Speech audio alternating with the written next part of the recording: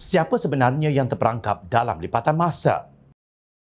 Ketika ditubuhkan pada 22 September 2015, Pakatan Harapan ialah gabungan tiga parti iaitu Keadilan, DAP dan Amanah. Pada 14 Mac 2017, Parti Serpihan UMNO, Parti Pribumi Bersatu Malaysia Bersatu menyertai Pakatan Harapan. Pengerusi bersatu ketika itu Tun Dr. Mahathir Mohamad, sementara Presiden Keadilan Datuk Seri Wan Azizah Wan Ismail.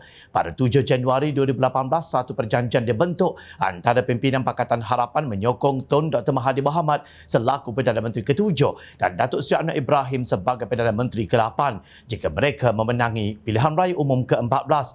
Namun perjanjian untuk peralihan kuasa itu dikhianati oleh Presiden Bersatu Tan Sri Mahyadin Mat Yassin. Ironisnya, ketika Pakatan Harapan menerima penyertaan Bersatu, tidak boleh dikatakan pemimpin Pakatan Harapan dan Tun Dr. Mahathir menjilat ludah sendiri demi kuasa kerana bukan rahsia bahawa kedua mereka adalah musuh politik. Namun itulah bahasa yang digunakan oleh bekas wartawan Datuk A. Kadir Jassin dalam penilaian beliau berhubung kerjasama Pakatan Harapan dan UMNO setelah tiada mana-mana gabungan parti politik yang berjaya membentuk majoriti mudah bagi membentuk kerajaan. Kesudahannya, Anwar hanya boleh menjadi Perdana Menteri melalui kerjasama dengan Barisan Nasional atau lebih tepat UMNO. Banyak rakyat jelata tidak ada masalah besar kalau pemimpin PH dan UMNO sanggup menjilat ludah sendiri demi mencari bilangan kerusi yang cukup untuk menubuhkan kerajaan. Katanya dalam satu tulisan di Facebook beliau bertarikh 19 Mac 2023. Mengulas lanjut dalam nada sinis, beliau menyifatkan Anwar masih menyimpan dendam silam yang membebankan. Lebih 100 hari sudah berlalu, tetapi maaf cakaplah kalau saya katakan Perdana Menteri nampak macam masih terperangkap dalam lipatan masa dengan beban masa lampau yang beliau jelmakan dalam pelbagai ungkapan dan frasa. Semua kita, tidak kira mulia atau hina, tinggi atau rendah, ada cerita. Tetapi ramai tidak ada masa, kedudukan dan saluran untuk bernostalgia dan bermegah-megah dengan parut di dahi dan cala di hati. Dengan izinnya, we have to bury our hatchets, heal the wounds and move on, katanya. Maksudnya Anwar perlu melupakan permusuhan, menyembuhkan luka dan teruskan perjalanan hidup ini. Perdana Menteri boleh bercerita dan bernostalgia tentang derita hari-hari perjuangan. Media masa arus perdana akan menulis tajuk berita yang penuh emosi seperti dipukul setengah mati saya maafkan, curi wang saya tidak kuasa. Tetapi bagi rakyat jelata, tajuk cerita yang menarik tidak boleh menghidangkan makanan di atas meja atau lantai dan membayar tambang bas sekolah anak sindirnya. Beliau memberi gambaran kuasa yang ada pada Anwar sebagai Perdana Menteri dan Menteri Keuangan tidak digunakan untuk bekerja tetapi mencipta pergaduhan. Peruntukan keuangan tak payah kira lah. Jadi let's make it happen. Bergeraklah ke hadapan sebagai Perdana Menteri yang berdedikasi. Jangan terus terkurung dalam lipatan masa. Bergaduh sana sini dengan bayang-bayang sendiri, tempelaknya. Kadir berhak untuk memberi pandangannya. Namun maaf cakap, mungkin ada yang lupa. Ramai penyokong yang khawatir ketika Tun M mahu menjalin kerjasama dengan PH. Mana mungkin Pakatan Harapan bekerjasama dengan Tun Mahathir yang mereka gelar sebagai Maha Zalim dan Maha Fir'aun. Penyokong tegar Pakatan Harapan rata-rata tidak percaya kepada keikhlasan Tun M dan kejujuran Mahyadin.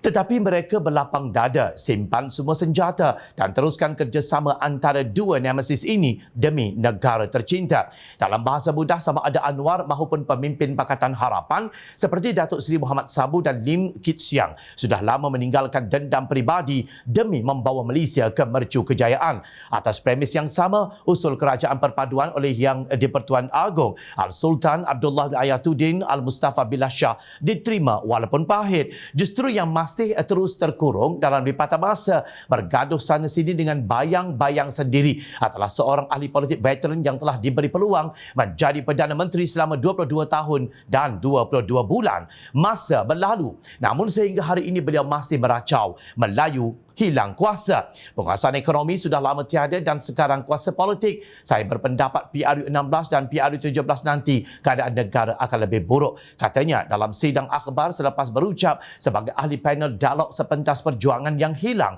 pada 4 Mac lalu lapor utusan online. Alangkah malunya apabila kenyataan itu disanggah oleh Setiausaha Agong DAP Anthony Lok Siu Fok sebagai tidak selari dengan status Tun M sebagai tokoh negarawan yang pernah 2 kali menjadi menjadi Perdana Menteri, pemimpin utama negara termasuk ketika didokong oleh Pakatan Harapan. Kita berharap Dr. Mahathir boleh memainkan peranan dengan lebih konstruktif daripada setiap hari mengeluarkan kenyataan-kenyataan yang dilihat bukan sahaja tidak membantu, malah mengapi-apikan sentimen perkauman. Ini sesuatu yang tidak baik untuk negara bila sepatutnya menggunakan pengaruh yang dimiliki untuk menyatupadukan rakyat pelbagai kaum dan membantu menarik lebih banyak pelaburan serta minat dunia luar untuk memajukan negara, bukannya memainkan sentimen perkauman yang direka-reka, tegas Anthony seperti dipetik. Adakah ini bermakna Anthony Locke juga terperangkap di dalam lipatan masa, terbeban dengan bagasi lampau kerana menyokong Anwar Ibrahim, sedangkan Anwar satu-satunya Perdana Menteri Malaysia yang memberi ruang khas soal jawab di Parlimen dan juga satu-satunya Perdana Menteri dan Menteri Keuangan yang bekerja secara pro bono, iaitu tanpa menerima upah yakni gaji dan allowance. Ini adalah sifat yang jelas bercanggah dengan minda yang terperangkap atau berdendam atau bergaduh dengan bayang-bayang sendiri. Hakikatnya pemimpin yang bermain dengan sentimen perkauman di era milenium itulah sebenarnya yang terperangkap dalam lipatan masa seperti masih berada di zaman jahiliah. Benar, kebebasan bersuara dijamin dalam perlembagaan perkara 10 perlembagaan persekutuan, tetapi ia tidak boleh digunakan untuk melaga-lagakan antara kaum yang telah beratus tahun menduduki negara ini. Jom channel bersetuju bahawa Anwar Ibrahim harus bergerak ke hadapan sebagai Perdana Menteri yang berdedikasi. Kerana itu konsep kerajaan madani wajar disokong oleh rakyat Malaysia sebagai satu pasukan yang mantap. Beliau tidak akan dapat menyempurnakannya seorang diri. Kita tidak mahu lagi melihat rakyat tak kira bangsa apa mengangkat bendera putih kerana kelaparan atau lebih memilukan membunuh diri kerana putus asa. Fikirlah, adakah memburu perasuah dan mereka yang lari daripada membayar cukai seperti yang didedahkan dalam kertas Pandora itu sekadar Anwar Ibrahim bergaduh dengan bayang-bayang sendiri? Sudah terpijak benang arang, hitamlah tapak. Jika sudah melanggar undang-undang, maka terimalah padanya.